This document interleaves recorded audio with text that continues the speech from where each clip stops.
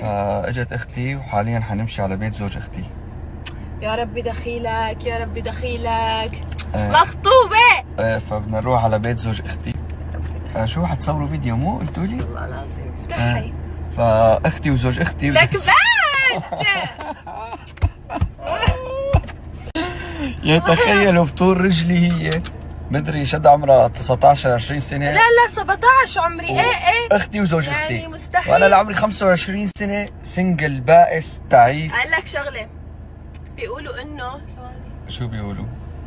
بيقولوا انه الشباب بدهم وقت شوي لحتى ينضجوا. ايه يعني انا هون حاسه حالي ختمت الحياه. ختمتي الحياه.